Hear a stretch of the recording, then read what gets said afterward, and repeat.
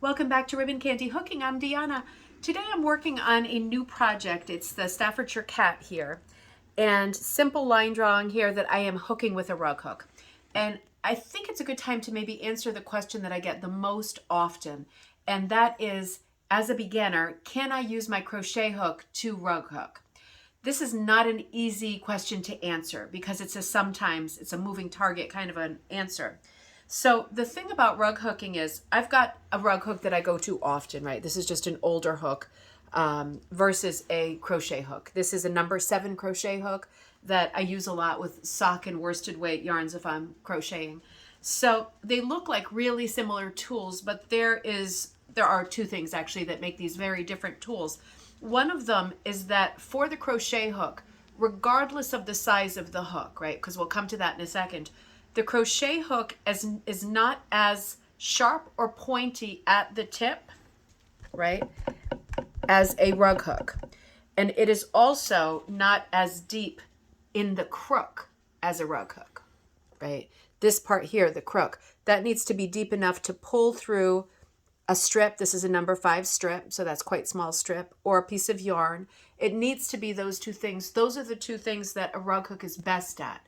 So having said that, it might be that you are a beginner and you don't have a rug hooking shop near you, but you have a crochet hook and you sat down and you're ready to go. Give your crochet hook a shot. It is not unheard of, it is not impossible, and it's not even uncommon for a crochet hook to work great for rug hooking.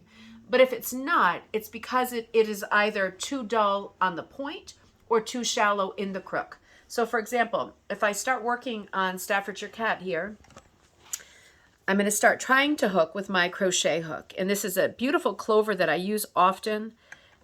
And it is hard to get through my backing. This backing is monk's cloth, which is one of the most common backings. It's very hard to get the tip through. The crook part that is pulling through my wool, that's no problem. It's grabbing it great. But the pointy part is a big problem. I'm not getting a lot of accuracy either. I can't seem to get the hook to go into the hole where I want it. Because the pointy part is the problem. So if you're thinking to yourself, well, what if I had a smaller crochet hook? Maybe it could work because the point might be smaller because the head is smaller. But if your crochet hook is smaller, it also means that the crook is smaller. And you're going to have a problem, chances are, with keeping things, in the grasp of it. Because if you are pulling things from under with a hook that doesn't have a good crook hollow to it, it's going to rip your pieces in half as you pull them through, or just drop them.